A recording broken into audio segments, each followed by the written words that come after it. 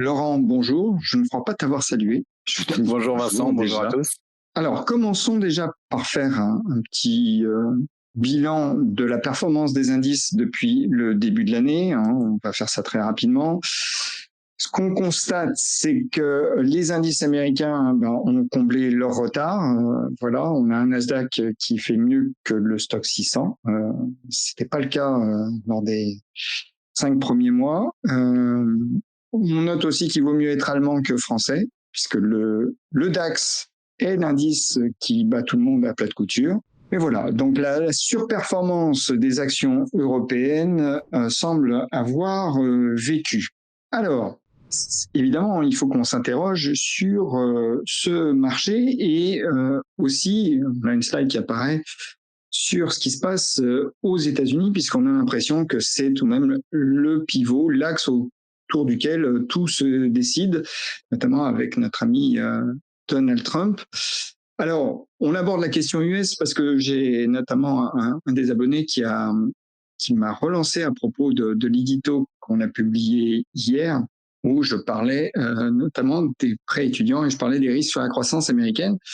Alors, quand on fait le point sur finalement les perspectives aux États-Unis, puisqu'elles vont donner le ton, en tout cas pour une partie des actifs boursiers, on a tout de même des facteurs de soutien qui sont importants. Je ne sais pas ce que tu en penses. Bien On sûr. a une déréglementation qui se met en place petit à petit et on sait, on en a parlé dans les émissions précédentes sur Synapse, ça va soutenir le marché. Ça va donner des capacités aux banques aussi, normalement, pour prêter davantage et aussi pour acheter davantage de dettes, ce qui va faire du bien au trésor américain. On a un stimulus fiscal qui est assez impressionnant, notamment à destination des entreprises, avec des règles concernant la possibilité d'amortir les investissements sur un an qui stimulent en fait ce même investissement. Donc ça, c'est très favorable. Et on a aussi, via les droits de douane, une politique assez coercitive d'incitation à l'investissement étranger, ou bien dire ce qui est, hein, c'est-à-dire qu'on vous tord le bras, mais vous allez investir chez nous, ce qui va soutenir normalement à terme la croissance américaine. Et puis, on a finalement une compétitivité aussi avec la baisse du dollar qui est accrue pour les sociétés américaines. Et puis, grâce aux droits de douane également, elles gagnent. Voilà, absolument. Cette amélioration des termes d'échange, donc tu le disais, elle passe par le dollar.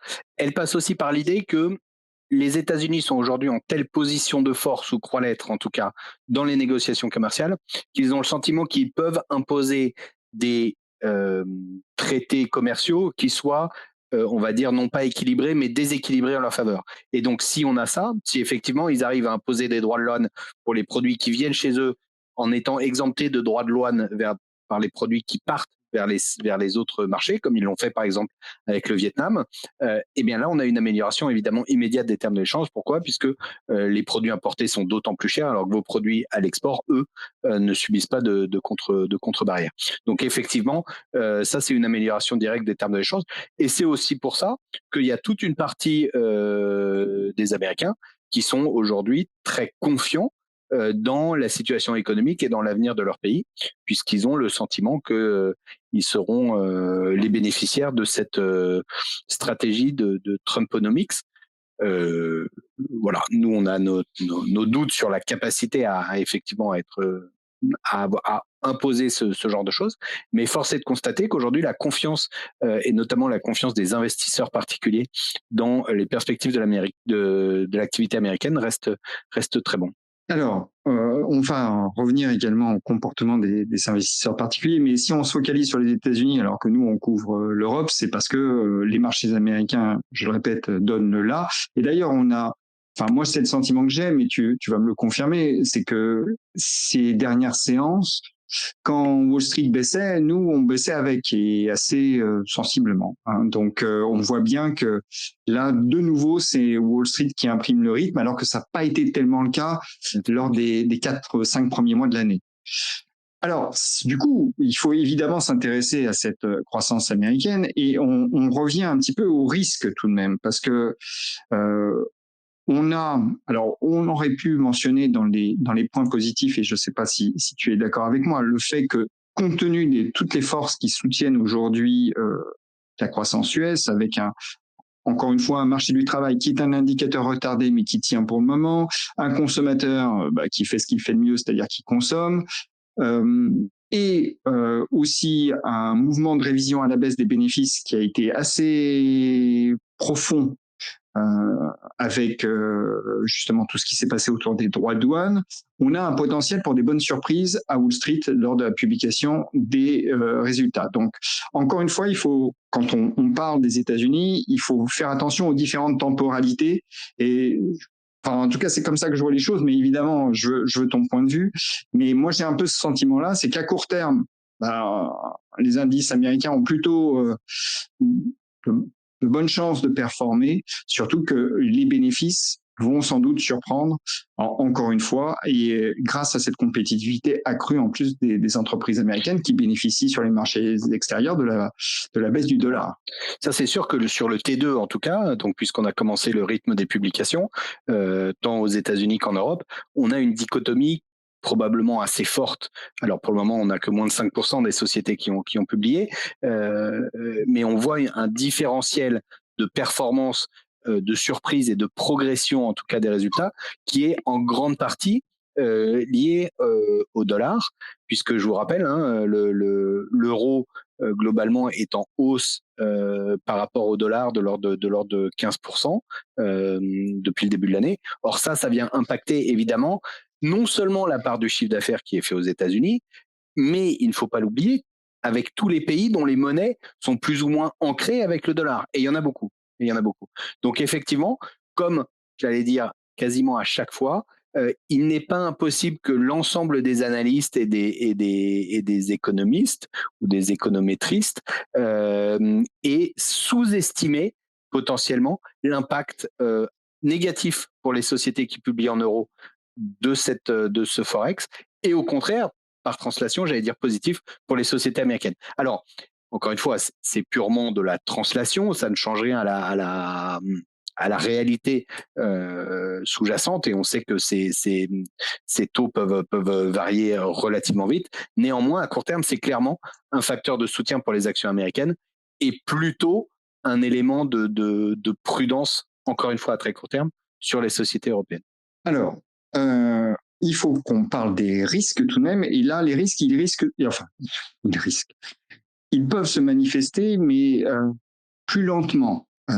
Déjà, parce que l'impact inflationniste de la guerre commerciale, pour le moment, n'est pas trop patent, mais c'est une diffusion assez lente. Et donc, au bout du compte, on pourrait tout de même avoir un impact sur l'inflation, ce qui aurait un retentissement évidemment sur la politique de la Fed. Alors, il y a un jeu très compliqué entre l'administration Trump et la Fed. Clairement, en fait, l'administration Trump cherche à mettre au pas la Fed.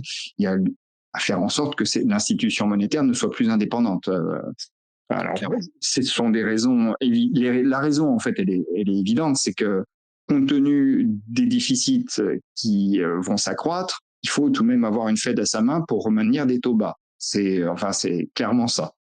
C'est ça, et aussi, n'oublions pas que la Fed a aussi la possibilité, j'allais dire, d'agir en prêteur en dernier ressort, et donc d'être plus ou moins favorable aux banques, etc., etc. Donc effectivement, contrôler la Fed, c'est contrôler indirectement le bilan des banques, la création monétaire, et donc la possibilité de stimuler plus vigoureusement l'économie. Ce qui évidemment a des problèmes sur l'inflation, et c'est pour ça que les banques centrales sont indépendantes, hein, historiquement, pour éviter cette tentation de dire on va faire une relance perpétuelle. Mais très clairement, l'administration semble avoir décidé de mettre la main là-dessus. Ce qui d'ailleurs, je tiens à le préciser, n'est pas une position qui est partagée par tous les républicains. Vous avez une très grande partie des républicains, notamment la frange la plus on va dire conservatrice, non pas sur d'un point de vue économique en tout cas, non pas sur les valeurs, qui elle est très attachée à l'indépendance de la Fed et notamment à la stabilité monétaire. Or très clairement, si la Maison-Blanche prend le contrôle de la Fed, cette stabilité monétaire, elle risque de partir au panier. Et ça, c'est quelque chose qui inquiète les milieux républicains les plus traditionnalistes économiquement.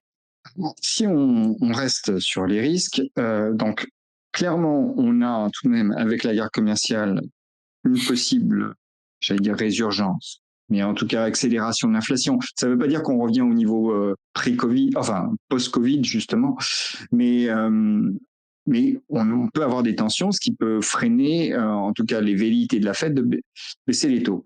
On a des restrictions à l'immigration, alors ça, et là il ne s'agit pas de discuter en fait du bien fondé politique de cette mesure, mais juste de parler de l'économie et de l'impact. Clairement, c'est un assèchement du marché du travail. Donc, si ça continue au rythme auquel ça a lieu, on va avoir tout de même une hausse de l'inflation salariale parce qu'on va avoir une disparition tout de même assez sensible d'une partie de la main-d'œuvre. Bien sûr, dans le marché du travail, il y a un marché classique offre-demande. Si vous réduisez l'immigration, ou en tout cas la quantité de gens qui sont disponibles pour prendre du travail, alors que la demande reste constante, vous avez très mécaniquement un ajustement par les prix vers le haut, et donc une hausse des salaires. Et donc la mise en place de cette spirale inflationniste par les salaires, inflationniste par les salaires, la fameuse boucle prix-salaire, voilà, qui contribue là aussi potentiellement à cette résurgence de l'inflation. Le troisième risque inflationniste, il est dû également à la baisse du dollar, parce que quand vous avez une devise qui baisse, ça rend plus compétitives vos entreprises sur les marchés extérieurs, mais vos coûts importés augmentent. Donc ça, c'est tout de même un sujet. Donc on a, en termes de risque, parce qu'en fait, on a un peu ce combat, et c'est ce dont je parlais dans l'édito, on a un combat entre la micro, on a deux forces, on a la micro qui, à mon avis, va être positive à court terme, et on a des données macro qui sont pas catastrophiques. Encore une fois, c'est pas l'effondrement non plus. Il y a des forces, clairement la dérégulation, la déréglementation, les mesures de soutien fiscal, mais on a aussi des forces adverses. Et on évoque ces tensions inflationnistes qui peuvent contrarier, en tout cas, le scénario d'une baisse des taux de la Réserve fédérale. Je rappelle que pour le moment, le marché ne croit plus vraiment à une baisse des taux en juillet et qu'il estime à 60%, tu m'arrêtes si je me trompe, qu'on aurait une baisse en septembre. Oui, on price à peu près encore une baisse des taux seulement. Mais ça va dépendre aussi des chiffres d'inflation et de la diffusion des droits de douane à l'inflation. Donc, c'est pour ça que c'est à surveiller. Et la Fed, à mon sens, mais là, peut-être que tu n'es pas d'accord avec moi, redoute un petit peu un scénario stagflationniste, parce qu'elle se dit, il y a des pressions inflationnistes, des tensions potentielles sur l'inflation, et en même temps, on a des signes que la croissance est peut-être pas aussi forte que ça. On a dans les indicateurs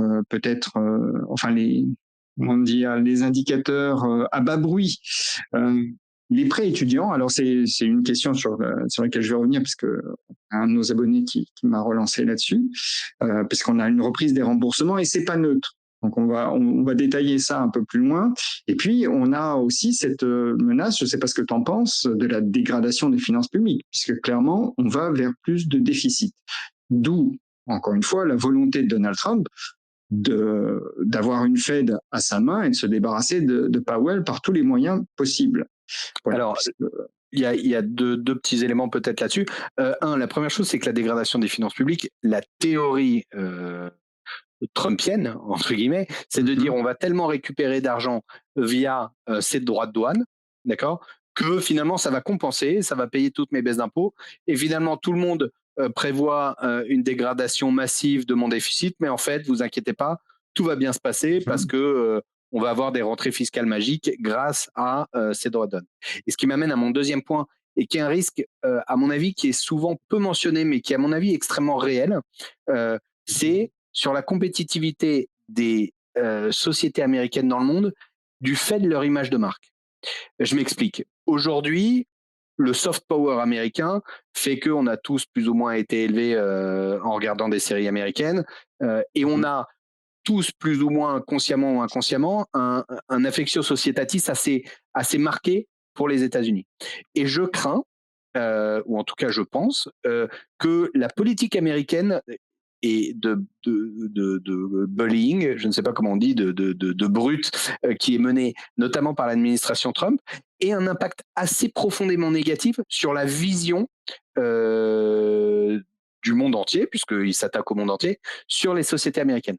Or, cet élément-là, il est inquantifiable à court terme, mais il est très clair demain que si vous avez le choix entre Nike et Adidas, ben vous dites, bon, bah, il y a une société allemande, il y a une société américaine.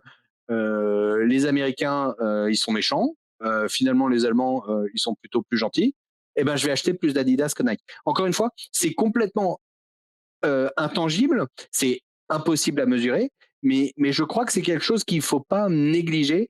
Et sur longue période, ce type d'agressivité commerciale, politique, etc., peut potentiellement avoir des retombées extrêmement négatives sur les sociétés américaines, notamment celles qui exportent à l'étranger. Bon, en tout cas, on a tout de même la question des taux longs.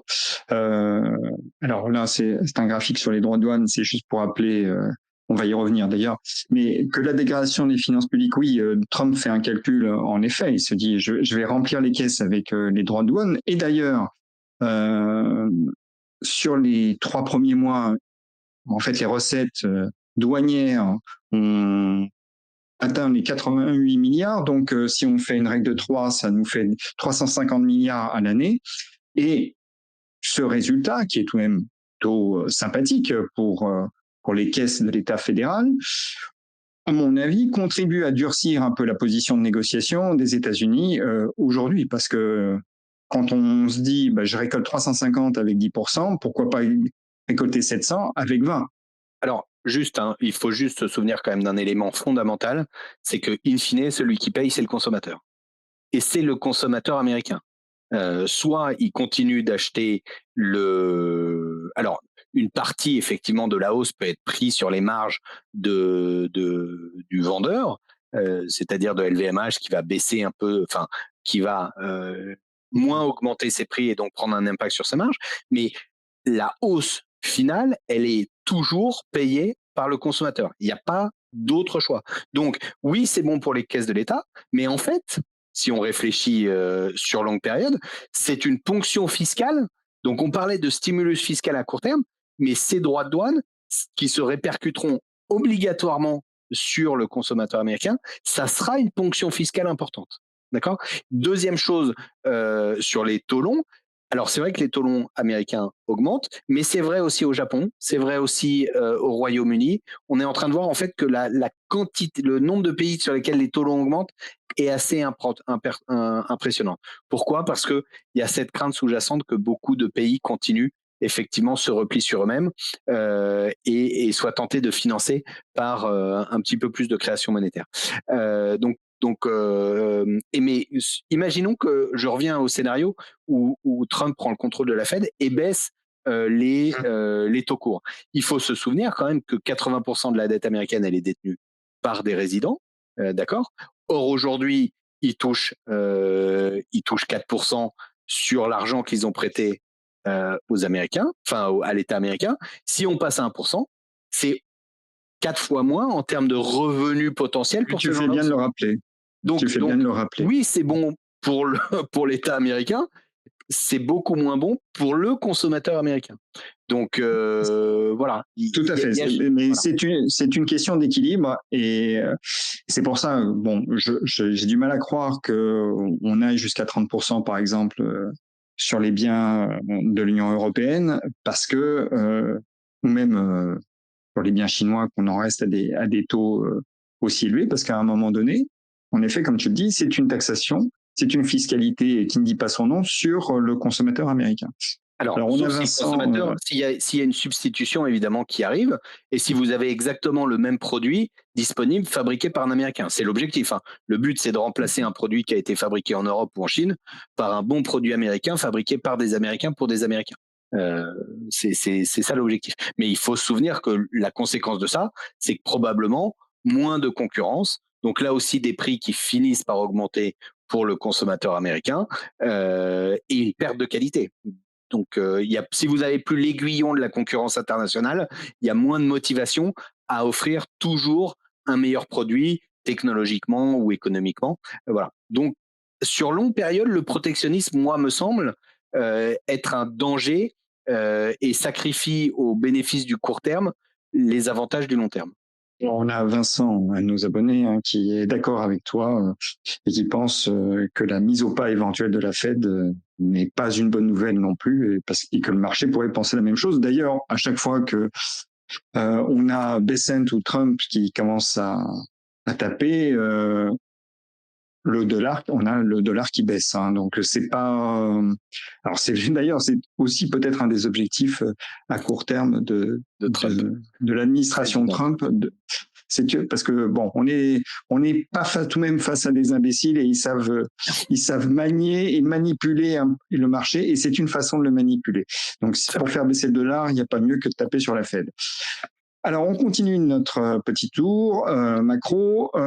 Bon, ça, c'est juste pour rappeler que les droits de douane, alors on ne sait pas quels seront les taux définitifs forcément pour tout le monde, mais en tout cas, ils vont être bien plus élevés. Donc, là encore, ça change un peu la donne. Alors, on peut dire que c'est du one-shot, c'est très bien, mais c'est tout de même un autre monde. Alors, venons-en aussi, parce que j'avais une question justement sur ce graphique. Là, on revient au prêt étudiant. Donc, c'est un graphique qui montre que, en fait, on a une remontée en flèche, c'est la courbe en rouge. Vous voyez en bas, là, c'est une exponentielle. Une remontée en flèche, en fait, des taux de défaut sur les prêts étudiants. Alors, j'avais un de nos abonnés qui me faisait remarquer qu'on revenait au niveau d'avant Covid, donc c'était une façon de relativiser. Oui, mais la vitesse à laquelle ça se fait, c'est tout de même assez frappant. Et il faut juste aussi garder en tête que les gens qui bénéficiaient du moratoire ont eu des habitudes de consommation qui doivent aujourd'hui changer. Or, quand on a des prêts étudiants, on ne fait pas partie des plus vieux. Et c'est justement la classe, on va dire, sociale, enfin les jeunes, les catégories plutôt, les plus jeunes, ce sont celles qui ont les plus de difficultés à accéder au marché de l'immobilier aujourd'hui et qui n'ont pas forcément les plus gros salaires. Donc, c'est un phénomène qui est à prendre en considération. Et alors oui, puisque je disais dans le papier qu'il y avait une remontée des taux hypothécaires. Alors je l'accorde, elle est très modique. On voit à peine en bout de courbe. C'est pas ça qui fait pour le moment la différence. Par contre, on a une remontée des taux de défaut sur les crédits auto et des cartes de crédit. Et donc, on a tout de même une potentielle contrainte sur la consommation. Et alors, donnons les chiffres. On a 45 millions de personnes qui ont des prêts étudiants aujourd'hui. Ça représente 1,5 trillion de dollars de dette. Donc, grosso modo, 35 000 dollars par emprunteur. Alors, c'est très disparate. C'est vrai que on a des gens on a 1 million qui est à plus de 200 000 dollars de dette. Pardon. Je vois un petit peu parce que je vois qu'il déraille. On a 2 fois la même infographie, pardon. Mais on a 42% des emprunteurs qui sont en phase de remboursement actif. Donc, c'est 18,9 millions. Voilà. Et là-dessus, on a déjà 6 millions d'emprunteurs qui sont en retard de paiement. Donc, c'est soit près du tiers, et 5,3 millions qui sont en défaut. Donc, on fait une somme, 6 plus 5,3, ça nous fait 11,3. 11,3 millions de personnes qui vont voir ou qui voient déjà leur score de crédit baisser. Bon, l'économie américaine carbure au crédit. Donc ça, c'est pas bon. Juste, je voulais revenir une toute petite seconde pour ajouter un élément quand même sur les mortgages qui certes n'ont pas monté. Il faut garder en tête que le marché du mortgage évidemment est un marché très important et que pour le moment le prix de l'immobilier tient aux États-Unis. Et tant que le prix de l'immobilier tient ou monte, en fait les gens sont incités à garder leur mortgage En revanche, ce qu'on voit, c'est que dès que les prix baissent, vous savez qu'aux États-Unis, vous pouvez décider de faire défaut et de rendre les clés à votre banque. C'est une pratique relativement, enfin en tout cas qu'on a vu beaucoup dans la crise de 2008. Et donc il est à craindre, et c'est pour ça que beaucoup de professionnels surveillent le marché de l'immobilier américain comme le lait sur le feu. Il est à craindre qu'en cas de retournement, et on a déjà des premiers prémices de signes que ça pourrait se retourner. Ce nombre de défauts sur les mortgages qui encore une fois aujourd'hui, est très bas historiquement parce que le marché de l'immobilier monte et que personne n'a intérêt à defaulter. Ça pourrait s'inverser. Donc, Alors, ne à soyons defaulter, pas, tu veux dire à faire défaut, à- à faire défaut et rendre les clés, parce qu'il n'y a pas du tout le même ostracisme, j'allais dire. C'est quelque chose d'assez classique. Vous regardez la valeur nette présente de vos rendements, enfin de vos échéances qui restent, vous regardez la valeur de la maison. Si la valeur de la maison est plus basse que ce qui vous reste à payer, eh bien vous rendez les clés et c'est à la banque de se débrouiller. Et il y a pas de, voilà, encore une fois, de stigmate, pas de stigmatisation plutôt à faire ce genre de choses. C'était juste une parenthèse sur le marché du mortgage aux US. Bon, en tout cas, tout ça pour dire, parce que alors la question avait été posée par Olivier, donc il me demandait, mais en définitive, est-ce que le principal risque pour les marchés actions ne résulterait pas du maintien de taux d'intérêt élevés par crainte de résurgence inflationniste importée, c'est-à-dire de la faible et tarif, hein, puisque il estimait que finalement, puisque les mortgages, enfin les crédits hypothécaires ne remontaient pas encore très fort, finalement, il n'y avait pas forcément à s'inquiéter. Tu as apporté d'une certaine façon la réponse. C'est donc pour moi, et peut-être que j'ai mal exprimé dans l'édito, hein, il faut faire son autocritique. Le vrai risque, c'est plutôt, alors je dis pas, encore une fois, c'est pas la catastrophe parce qu'on voit bien qu'il y a des forces très antagonistes à l'œuvre, mais le risque, en tout cas, que prend en considération la Fed et qui, à mon avis, n'est pas nul, c'est celui d'un risque plutôt stagflationniste. Je dis pas qu'on va plonger en stagflation totale, mais c'est ça le risque en fait. Donc en effet, l'inflation est un sujet. Absolument. Non, c'est sûr. C'est sûr, et enfin, tu l'as dit, hein, d'où la crainte de l'administration Trump. Et c'est ce que disait d'ailleurs, je ne sais plus quel est le nom de ce gouverneur de la Fed qui brigue potentiellement la suite de Jay Powell et qui dit attention, ne pas attendre qu'on ait des signes de dégradation du marché de l'emploi avant de baisser les taux. Pourquoi ? Parce qu'en fait, dès qu'on a les premiers signes de dégradation de marché de l'emploi, un petit peu comme une spirale inflationniste où les anticipations s'ancrent, eh bien, vous avez l'idée que il faut que je licencie avant les autres, et donc ça peut être autoréalisateur. C'est un argument que j'avais jamais entendu, mais qui a été développé par encore une fois, ce gouverneur dont j'ai oublié le nom, mais dont on sait qu'il est lui, il plaide pour une baisse des taux tout de suite en juillet. C'est un des rares à avoir dit ça, parce que probablement il est en campagne pour prendre la place de Jay Powell si celui-ci devait être amené à être licencié suite à ces affaires d'irrégularité ou d'enquête sur les 2,5 milliards de plans d'embellissement de la Fed. Voilà. Alors si je me trompe pas, si j'écorche pas son nom, je crois que c'est Weller. Exactement. Et il n'est pas probablement en campagne, il est en campagne de façon non équivoque, on va dire. Voilà. Donc évidemment, il va dans le sens de Trump, ça c'est bien, c'est une bonne guerre. Voilà. Mais l'argument est aussi tout à fait audible. Alors, puisqu'on parle des marchés américains, il y a une donnée, et ça, j'aimerais que tu commentes ça, Laurent, aussi à prendre en considération.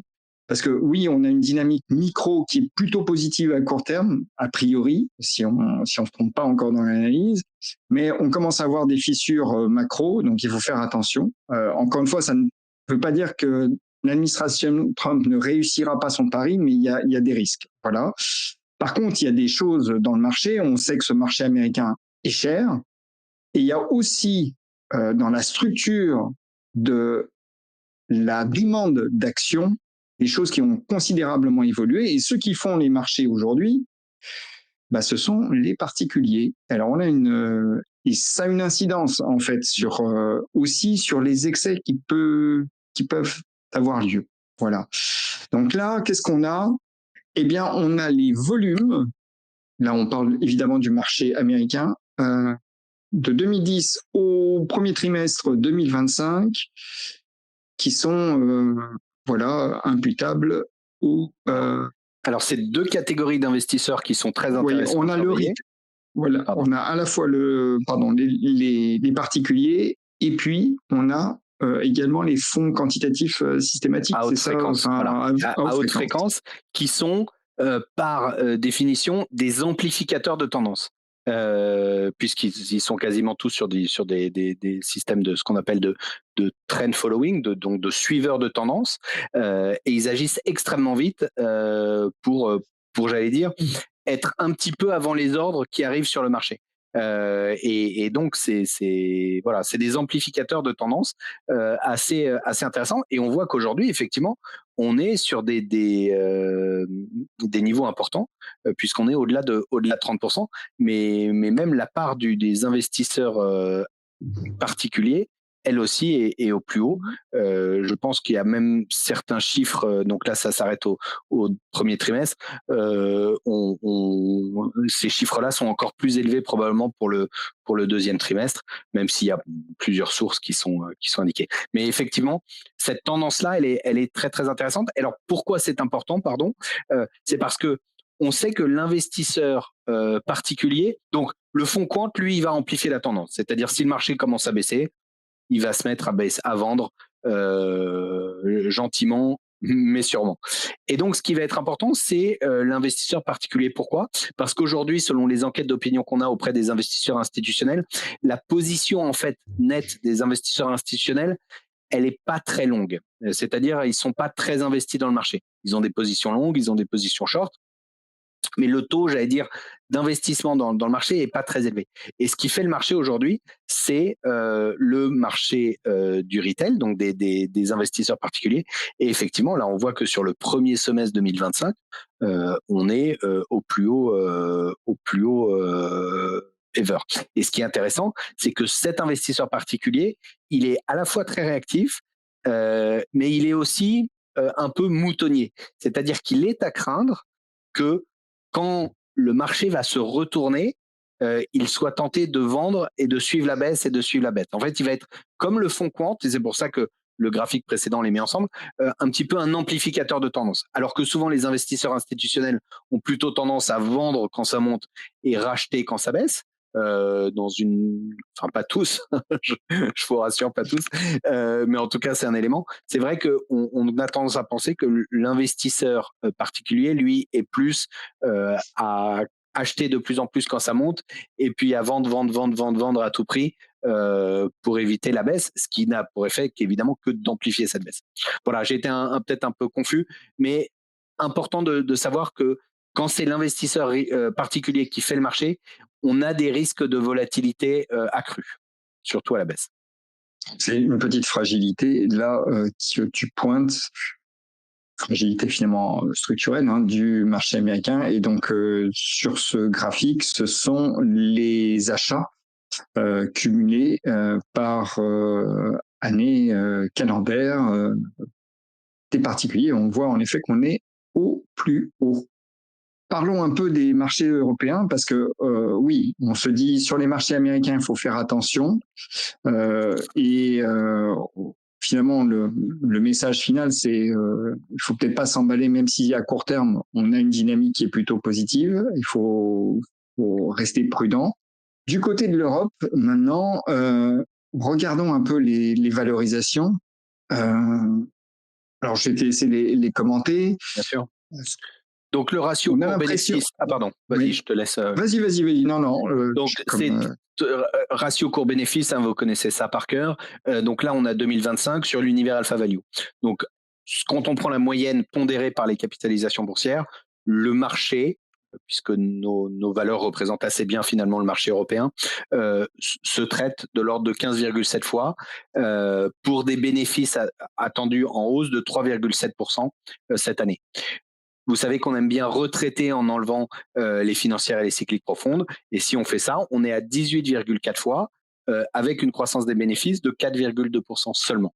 Euh, bon, sachant que on attend encore une croissance assez nette en 2026 sur 25.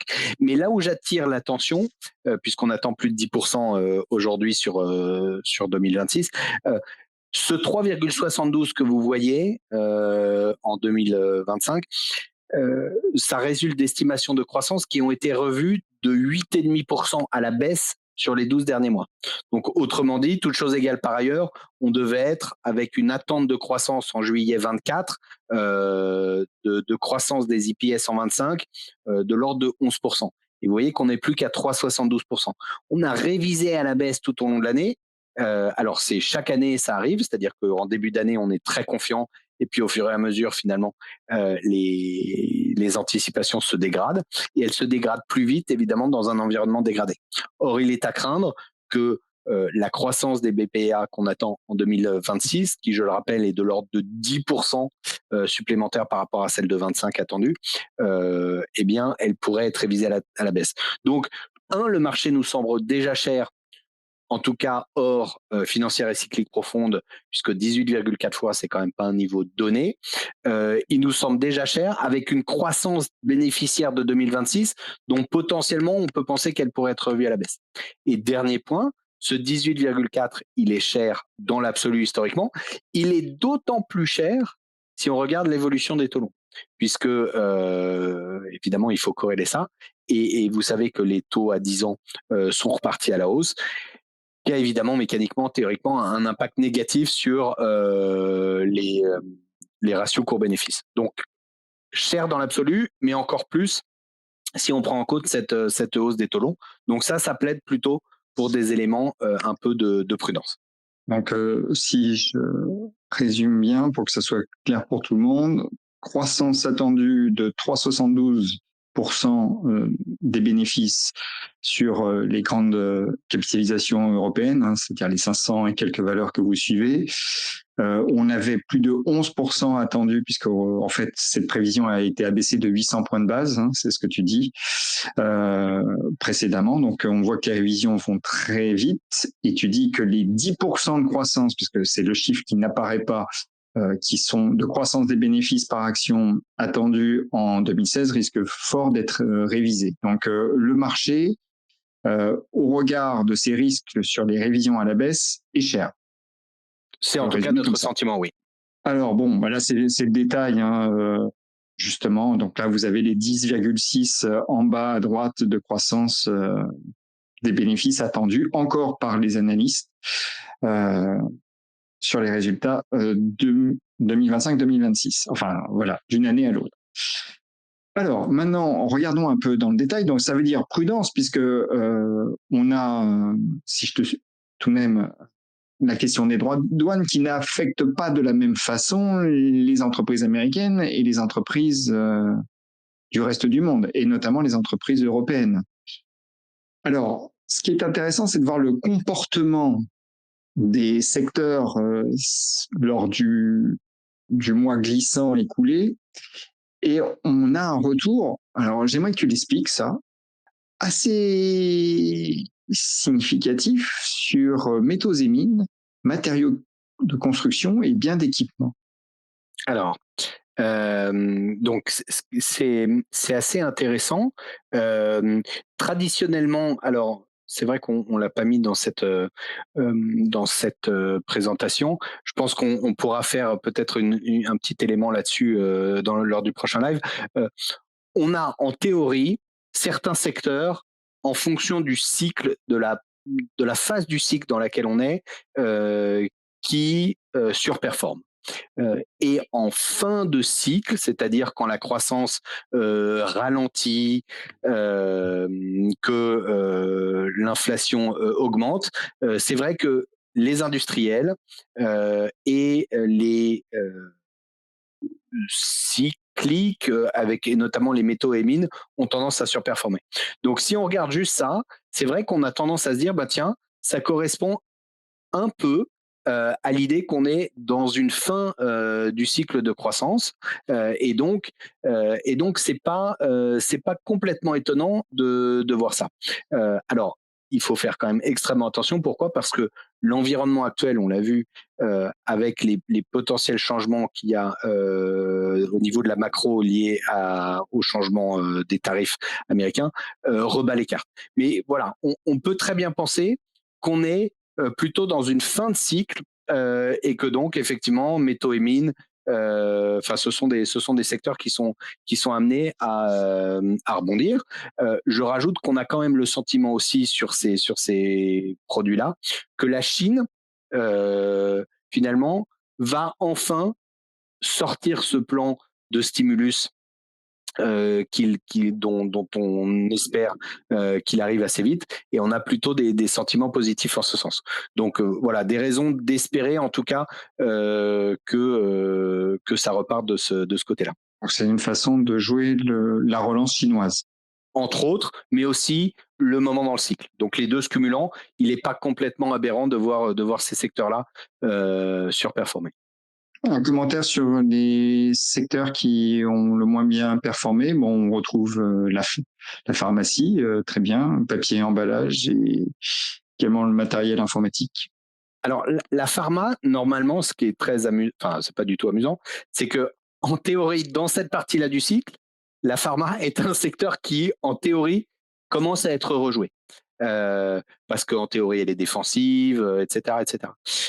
Là, très clairement, les craintes enfin les menaces, c'est pas des craintes, c'est les menaces très directes du président Trump sur des droits de douane applicables sur le marché américain, qui, je le rappelle, est de très loin le plus gros marché du monde pour la pharma, est un niveau d'incertitude très fort. Vous rajoutez à ça le fait qu'on a très clairement un ministre aujourd'hui de la Santé qui est très prudent sur l'homologation de certains nouveaux médicaments, notamment des vaccins. On a eu là récemment plutôt des indications que la FDA, donc la Food and Drug Administration, qui est l'administration américaine qui est notamment chargée de l'autorisation, de la mise sur le marché des nouveaux médicaments, est peut-être plus restrictive dans ses approches. Bref, vous avez un ensemble d'éléments qui font que le marché américain, qui a longtemps été l'Eldorado de la pharma, semble un peu plus à risque. Donc, je pense que c'est uniquement pour ça que le marché ralentit. Il n'en reste pas moins, si on regarde sur très longue période, que le besoin de médicaments va croissant, les progrès de la médecine et notamment de la pharmacie font que on a de plus en plus de nouvelles molécules qui sont disponibles pour soigner de plus en plus de pathologies et de maladies. Et donc voilà, sur longue période, moi je pense que la pharma est toujours un secteur assez attrayant, même si très ponctuellement et conjoncturellement, elle souffre, ça c'est très clair. Alors, continuons un peu notre tour d'horizon sectoriel. Alors, cette fois avec alors, c'était peut-être pas celle-là que je voulais afficher tout de suite, mais peu importe. Là, c'est le rendement du dividende. Là, c'est pour ceux qui cherchent du dividende à 18 mois. Finalement, les secteurs qui offrent les rendements les plus intéressants, ce sont les pétrolières, les bancaires et les assureurs. On notera également les utilities. Quand on cherche du dividende, c'est vraiment vers ces secteurs-là qu'il faut se diriger parce que les dividendes ont toutes les chances d'être maintenus en dépit des craintes qu'on peut avoir sur le cycle. Oui, il nous semble. Donc le pétrole, les prix du pétrole, on sait, se tiennent bien aujourd'hui. Structurellement, c'est un très très très gros pourvoyeur de dividendes, pour une raison assez simple, c'est que malgré leur tentative de diversification, j'allais dire, vers les renouvelables, euh, ils ont juste trop de cash, ils génèrent trop de cash avec des bilans qui sont extrêmement sains, et donc soit ils rachètent leurs actions, soit ils distribuent du dividende. Donc oui, le pétrole aujourd'hui, pour moi, c'est assuré. Voilà, la banque, l'assurance, effectivement, c'est des dynamiques favorables. Les utilities et les télécoms sont aussi historiquement des gros les foncières aussi, pour des raisons évidentes, sont historiquement des bons payeurs de dividendes. Pourquoi c'est important? C'est que dans le niveau d'incertitude actuel, il est clair qu'avoir une société qui paye des dividendes tout de suite permet de sécuriser une partie du rendement très fortement. Et avec des anticipations de hausse des taux, évidemment, plus on va utiliser un terme obligataire, mais plus vous payez de dividendes maintenant, plus la duration de votre achat est faible.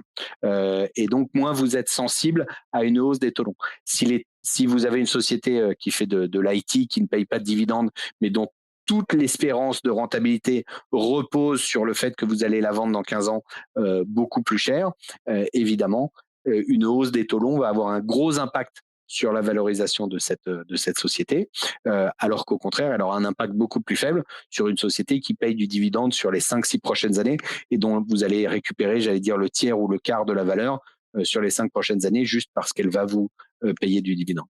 Donc, une duration beaucoup plus faible qui, dans une période de hausse des taux et d'incertitude croissante, est plutôt recherchée ou devrait être recherchée par les investisseurs. Tu resterais tu resterais exposé à ces secteurs. Alors, le pétrole, tu recommanderais? Oui. Absolument, le pétrole, oui. Les banques, on continue d'avoir, je pense, une dynamique favorable. Le souci que j'ai, c'est que c'est un secteur qui a déjà très bien marché et qui est de nouveau valorisé correctement après des années où c'était la bérésina en termes de valorisation.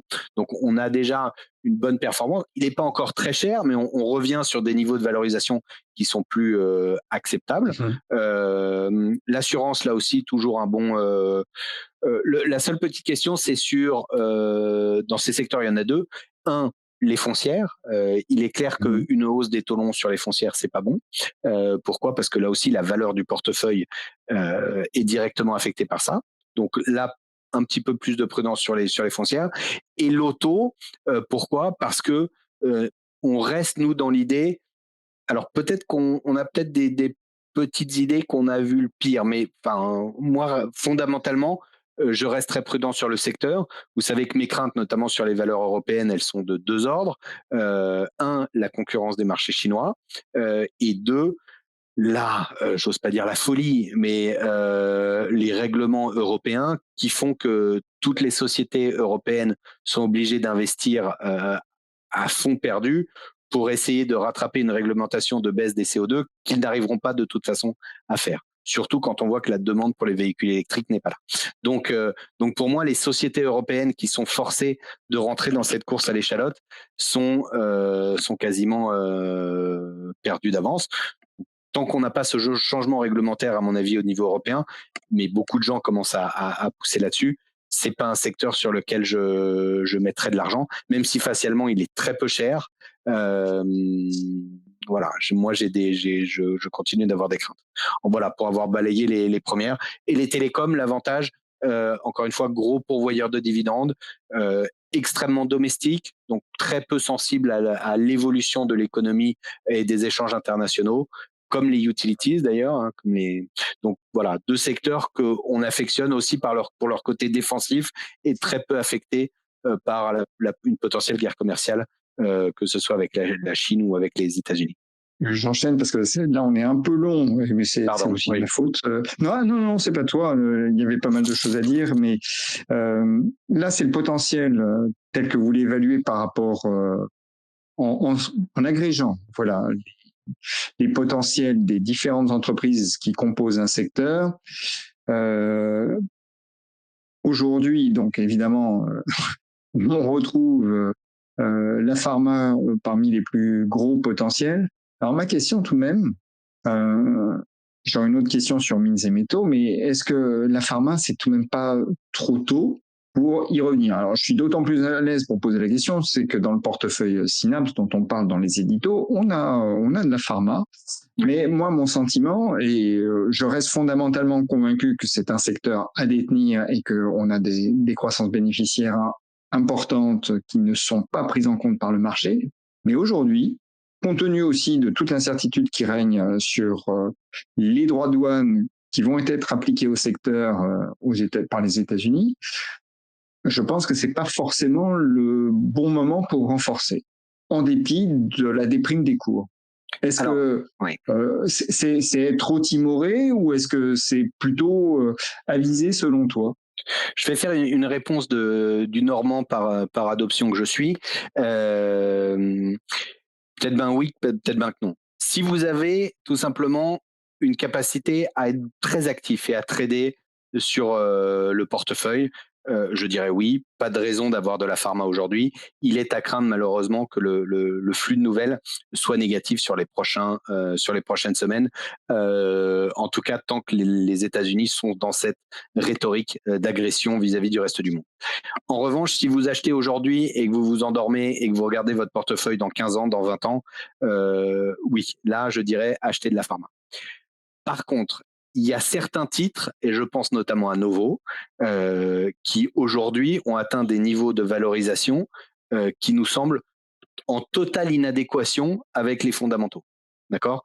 Donc, oui, je ne remettrai pas de la pharma, euh, avec l'exception de Novo, qui nous a fait très mal, mais dont on est toujours extrêmement convaincu de la sous-valorisation actuelle au vu des performances, mais à très court terme. On ne parle pas de dans 5 ans, dans 10 ans.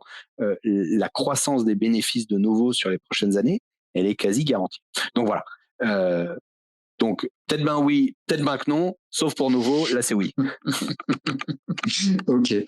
On a vu que Méthosémine avait bien performé, mais en fait c'est un des secteurs qui reste parmi ceux avec les plus gros potentiels, à en croire finalement vos analystes, cher Oui. Denis d'Alpha Value. Alors, c'est vrai que c'est un secteur, donc c'est un secteur cyclique, donc effectivement difficile. Il y a 3 titres, moi, que j'aimerais très rapidement mettre en avant là-dessus. C'est Glencore. Pour ceux qui nous suivent, vous savez que c'est une de mes valeurs favorites. Il y a Boliden et il y a Norsk Hydro. Pourquoi? Parce que ces 3 valeurs aujourd'hui traitent quasiment à ce qu'on appelle la book value, c'est-à-dire la valeur de l'actif net comptable. Et historiquement, c'est des niveaux de valorisation sur lesquels ce sont des planchers de valorisation. Sous réserve, évidemment, que vous n'ayez pas d'éléments qui viennent abaisser cette valeur comptable, soit ce qu'on appelle des impairments, c'est-à-dire comment on dit, des réévaluations de juste valeur, soit des pertes. Or, dans ces 3 cas, que ce soit Glencore, que ce soit Norsk Hydro ou encore plus Boliden, notre analyste est extrêmement serein sur l'absence de potentielle baisse de la book value. Et donc pour lui, on a sur ces 3 titres un vrai potentiel important. Et donc dans une reprise effectivement du cycle, c'est probablement le moment de jouer les métaux émis. Et notamment ces 3-là. Pardon. Bon. On va peut-être s'en tenir là, mais la conclusion tout de même de tout ce qu'on vient de dire, c'est aux États-Unis, il faut faire attention. Il y a une dynamique court terme très bien, mais on voit qu'il y a des petites fissures qui commencent à se manifester et il y a un risque stagflationniste que prend en compte la Fed. Donc, faut faire attention de ce côté-là. Si ça dérape, ça nous entraînera sans doute. Mais en Europe, là, on entame la publication de résultats. Est-ce que, justement, dans les premières publis, on n'a pas le sentiment qu'on a encore énormément d'incertitudes quant aux impacts des droits de douane? Et est-ce que ça, c'est pas un motif de prudence supplémentaire au regard des valorisations que tu estimes relativement chères, élevées, compte tenu des perspectives de croissance de bénéfices? Ah si, ça très clairement. Nous, on pense qu'il faut être extrêmement sélectif, surtout à très court terme. Comme on l'a dit, un risque sur les publics Q2 du deuxième trimestre, pardon, notamment à cause de l'impact potentiel du dollar. Et les sociétés commencent à communiquer sur les impacts potentiels des droits de douane, alors même qu'elles n'ont probablement aucune visibilité.